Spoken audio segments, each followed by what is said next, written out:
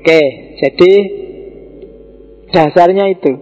Kita lihat, bagi Ayn Rand, fakta ya fakta, realitas itu objektif. Ngaji filsafat ya ngaji filsafat, dilakukan setiap malam Kamis jam 8 sampai jam 10. Siapa yang jadi di depan, siapa yang ngaji, siapa itu, faktanya begitu. Urusan apakah ngaji itu pentingkah, apakah ngaji itu luar biasa kah, apakah ngaji itu tidak ada gunanya kah, itu urusanmu. Tapi fakta tetap fakta. Tidak seperti beberapa filosof yang bilang fakta tergantung persepsi. Tidak, fakta ya fakta. Masjid ya masjid, ukurannya berapa, warnanya apa, digunakan untuk apa, kamu anggap penting atau tidak kamu anggap penting, yo tidak ada hubungannya sama kamu. Masjidnya tetap apa adanya, masjid semacam ini. Kamu ngaji apa enggak ngaji, kamu masuk masjid cuma malam Kamis tok karena ngaji, selain itu enggak masuk, juga masjidnya tetap koyong ini. Ya kan? Yo, dari wajahnya kan kelihatan kamu masuk masjid, paling yo kalau ada urusan kayak gini, di luar itu ya enggak. Nah, realitasnya enggak berubah. Fakta ya tetap fakta. Itu yang disebut realisme objektif. Segala sesuatu ada tanpa harus dihubungkan, tanpa harus dikaitkan dengan kesan manusia.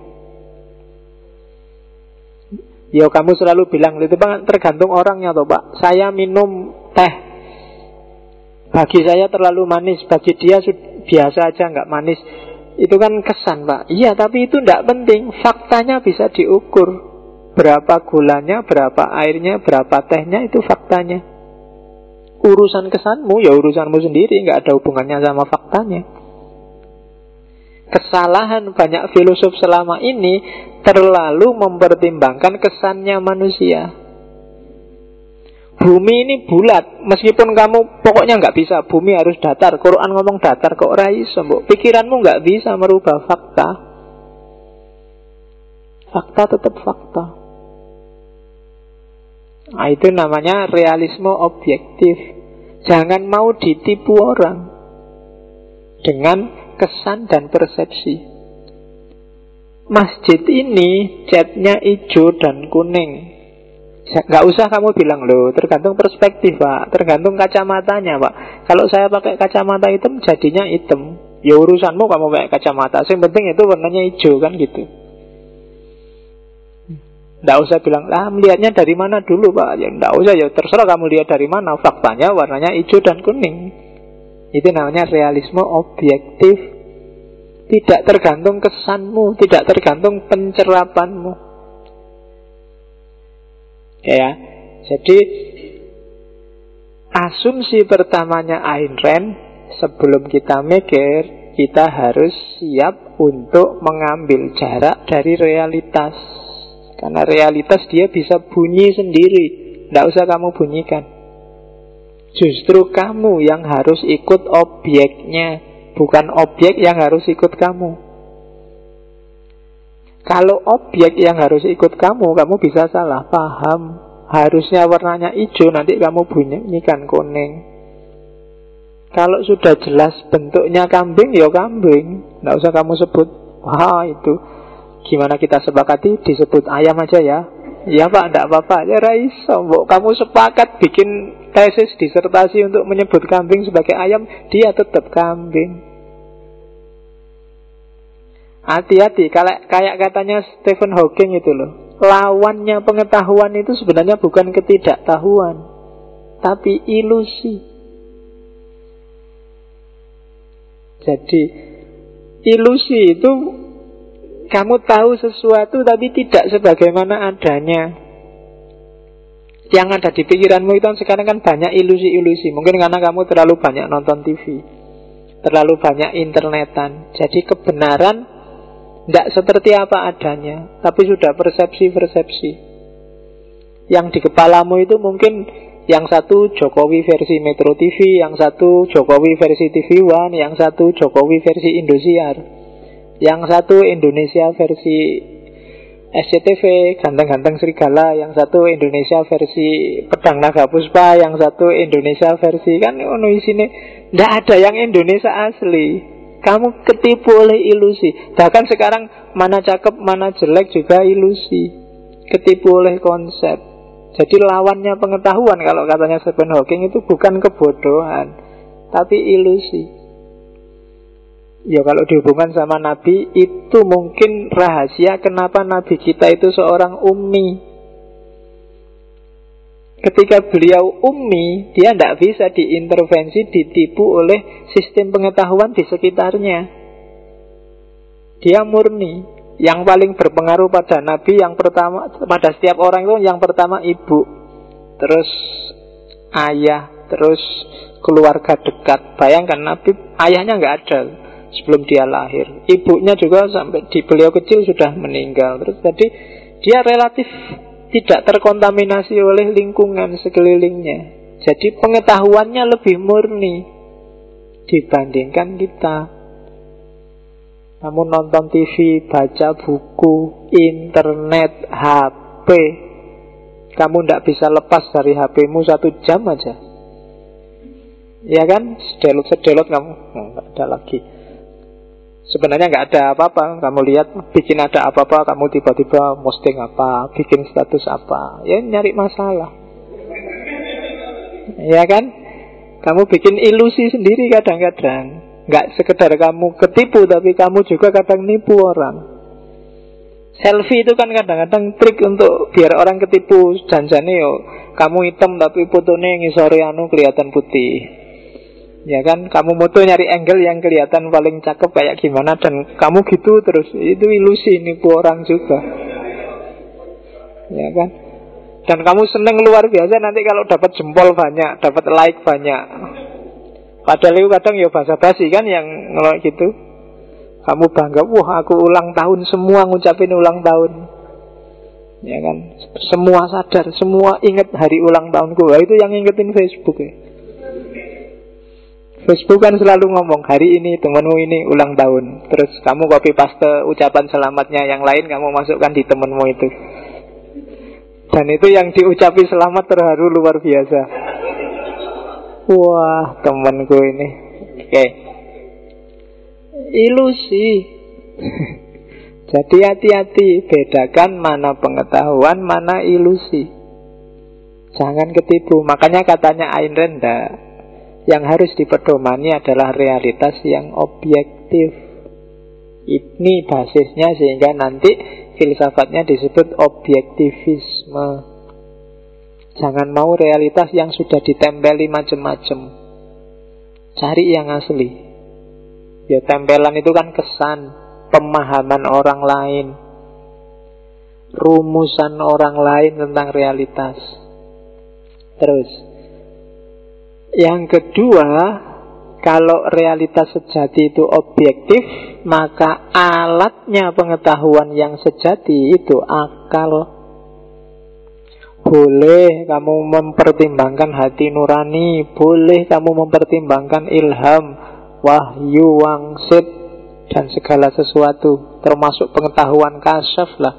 Tapi yang namanya pengetahuan itu mau atau tidak, yang ngolah itu akal, reason. Sumbernya dari manapun, termasuk dari panca indera misalnya. Jadi satu-satunya alat untuk menangkap realitas yang objektif tadi, akal. Maka jernihkanlah pikiranmu, jangan keruh. Kalau pikiranmu keruh, kamu tidak akan bisa menangkap realitas yang sejati. Yang kamu tangkap hanya yang ilusi. Jadi akalmu sangat penting, karena dia satu-satunya alatmu untuk dapat pengetahuan. Dan pengetahuanlah nanti yang menyelamatkanmu sebagai manusia. Di situ disebut alat untuk survive. Biar kamu survive jadi manusia, akalmu harus hidup. Semua tragedi kemanusiaan itu lahir ketika akal tidak sehat. Silahkan kamu cari contoh apapun. Ketika akal ndak beres, kasus apa wae lah. Mulai perang dunia sampai kasus mama minta pulsa, papa minta saham, itu pasti karena akalnya ndak beres. Cara kerja akalnya perlu dipertanyakan. Hari ini orang gegeran, macam-macam temanya, termasuk dalam agama itu kan banyak sekali. Itu juga pasti karena ada alur berpikir yang belok-belok. Jadi satu-satunya jalan untuk dapat pengetahuan biar kita survive jadi manusia, jagalah agar akal kita tetap sehat. Nanti Hegel bilang dunia ini bergerak ke arah yang lebih rasional, lebih rasional. Kontroversi apapun boleh terjadi, tapi yang akan survive adalah yang lebih rasional. Itu teorinya Hegel. Jadi kalau kamu ingin ngerti debat apalah, misalnya Pak, Islam tradisional, Islam fundamentalis, Islam apalagi jenisnya Islam banyak, kira-kira yang paling benar yang mana Pak? Jawaban kalau versi Ayn Rand, yang paling rasional dia akan survive. Yang tidak rasional akan lenyap lama-lama. Seandainya masih bertahan, paling jadi museum. Museum itu dia ada tapi nggak operatif, nggak jalan. Ada tapi nggak bisa dipraktekkan. Pasti ada sisi-sisi yang nggak rasional. Saya sering menceritakan di kelas itu, contohnya paling gampang, fatwa rokok haram. Itu kan nggak jalan. Kamu difatwai ping piro wae, mau diancam neraka pun ya tetap ngerokok. Entah dengan alasan apa, itu pasti ada sisi dari fatwa itu yang miss. Mungkin membaca realitasnya kurang utuh, mungkin persepsi yang ngasih fatwanya keliru, mungkin cakupan kuasanya belum nyampe, macam-macam. Pasti ada dimensi rasio yang tidak nyambung. Sehingga meskipun difatwakan bolak-balik ya, kamu masih kebul ngerokok aja. Ya, sembuh alasanmu apa? Rokok haram loh Mas. Ya makanya haram itu Pak, tak bakar ini Pak. Lah iya kan. Makanya Pak, enggak saya makan ini, tak obong woy. Haram makanya. Benci saya Pak, makanya tak bakar semua rokok saya. Oke. Oke, terus ya, karena percaya dengan reason, maka ya kebenaran itu ada. Kebenaran akal, kebenaran rasional. Jadi rasionalitas itu ada, tidak ada yang relatif. Jadi ada fakta yang jelas, ada akal yang sehat. Disitulah orang ketemu kebenaran. Jangan mau ditipu orang yang bilang tidak ada, semua kebenaran itu relatif. Kalau semua kebenaran itu relatif, kamu nggak bisa ngapa-ngapain loh. Contohnya, saya haus. Kalau aku tidak yakin dengan minum teh ini hausku hilang, aku kan nggak jadi minum. Kenapa aku minum? Karena aku yakin bar aku ngombe iki mesti terus tidak haus lagi. Makanya aku minum.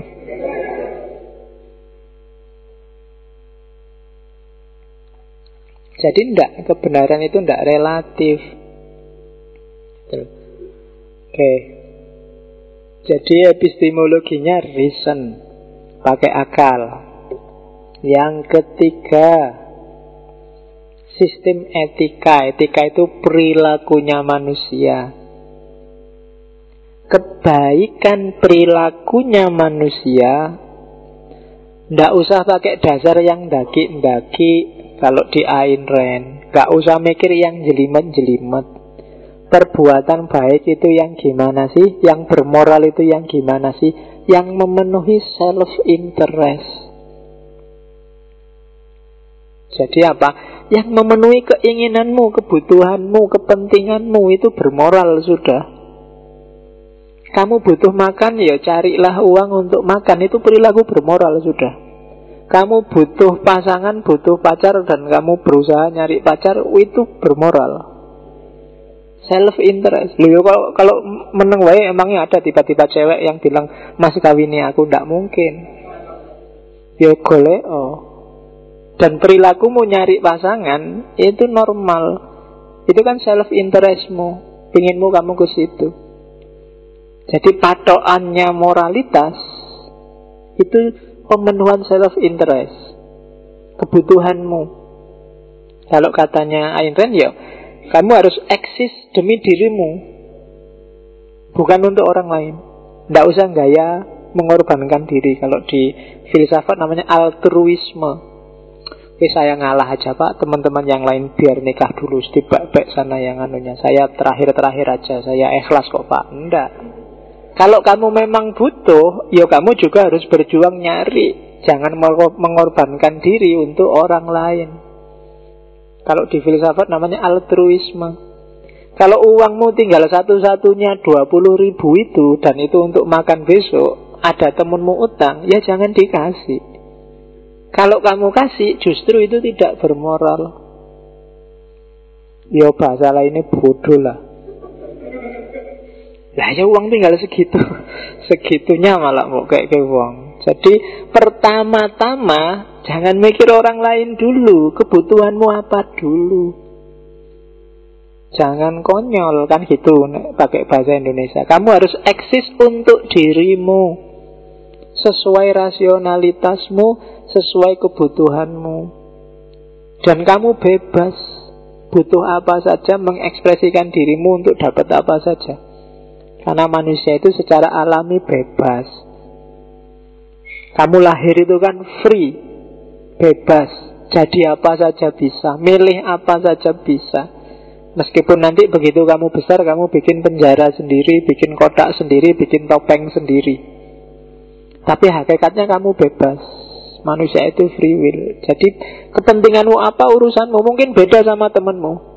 Mungkin bagi temanmu yang satu, sementara ini yang paling saya butuhkan uang pak. Temanmu yang satu, yang paling saya butuhkan pacar pak. Yang satu, yang paling saya butuhkan lulus cepet pak. Yang satu, yang paling saya butuhkan santai-santai pak. Ya monggo, tapi pikirkan kepentinganmu dulu sendiri. Jadi tidak ada hubungannya sama, lah kalau gitulah egois pak. Tidak. Justru kamu harus jadi dirimu sendiri. Kalau kamu sendiri belum beres, emangnya kamu bisa nolong orang lain, bantu orang lain? Kalau duitmu cuma 20.000, emangnya masuk akal kalau kamu kasihkan ke temenmu buat makan, kamu sendiri besok jadinya nggak makan?